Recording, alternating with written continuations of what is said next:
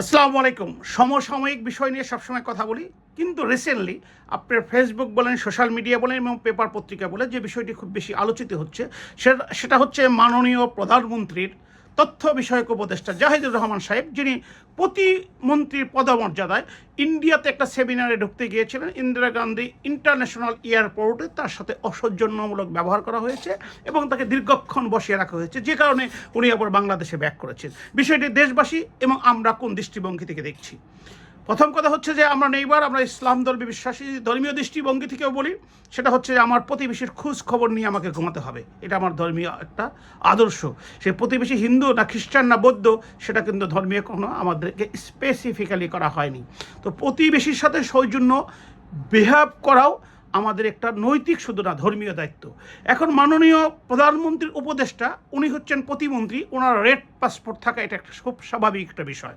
যদি উনি red passport ছাড়া গিয়েছিলেন, কিন্তু বাংলাদেশের হাই কমিশনার ওনাকে রিসিভ করেছেন, সেই দৃষ্টিভঙ্গি থেকে খুব একটা বেশি কথা বলবো না।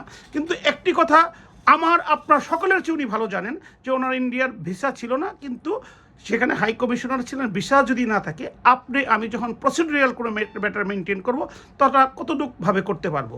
আরেকটি বিষয় হচ্ছে, যেটা আপনারা আমার চেয়ে উনি সবচেয়ে ভালো জানেন, সেটা হচ্ছে যে উনি ইন্ডিয়াকে সেচর রাষ্ট্র হিসেবে আখ্যায়িত করে উনি ইউটিউব করেছেন।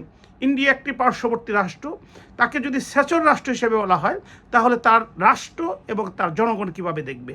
বাদ দেন আপনার সব কথায়। ভারত যদি কেউ আমাদেরকে কোনো দায়িত্বশীল লোক বলে বাংলাদেশ একটা সেচর রাষ্ট্র, আপনি তাদেরকে কী দৃষ্টিভঙ্গি থেকে দেখবেন?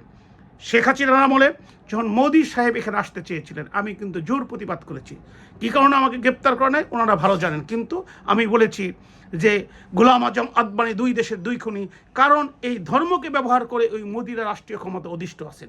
উনি যখন বঙ্গবন্ধুর 100 জন্মবার্ষিকীর জন্য আসছিলেন, সেখানে আমি প্রতিবাদ করেছিলাম। এখন এই বিষয়টা হচ্ছে, একটি রাষ্ট্রকে আপনি সেচর বলবেন? আপনি জানেন আপনার ওই দেশে আপনার ইউটিউব চ্যানেল টোটালি ক্লোজ করা হয়েছে, তারা তাকে সন্দেহবশত রাখেছে।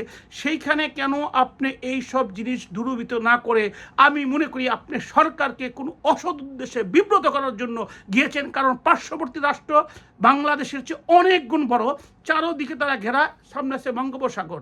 এখন আপনি যদি বলেন যে না, ইন্ডিয়ার সাথে কোনো সম্পর্ক রাখা দরকার নাই, আমি আপনার সাথে একমত। হ্যাঁ, রাখবেন না।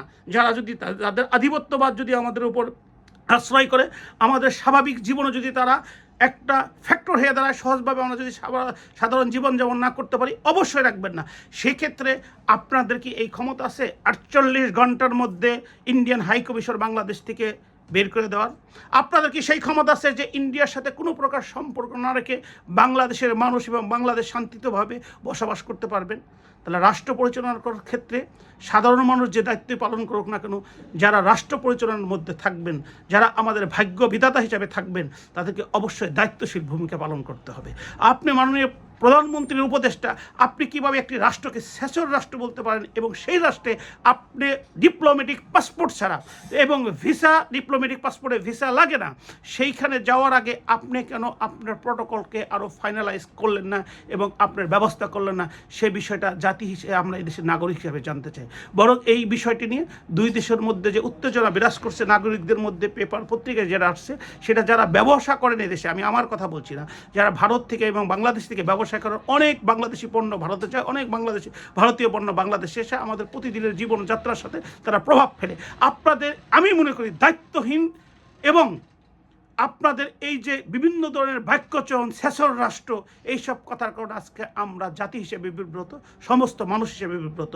আমি সবিনয় বলতে চাই, যারা মাননীয় প্রধানমন্ত্রীর সাথে আছেন, তার উপদেষ্টা বিভিন্ন দায়িত্বশীল হিসেবে আছেন, আপনাদের কাছে করজোরে অনুরোধ করব, আপনারা যে কোনো কথা বলবেন দায়িত্বশীলতা নিয়ে কথা বলবেন, যাতে আমরা এই গ্লোবালাইজ পৃথিবীতে সুন্দর স্বাভাবিকভাবে বসবাস করতে পারি, নাগরিক হিসাবে যেন আমরা সবখানে সম্মানিত হই। সকলকে ধন্যবাদ। আসসালামু আলাইকুম।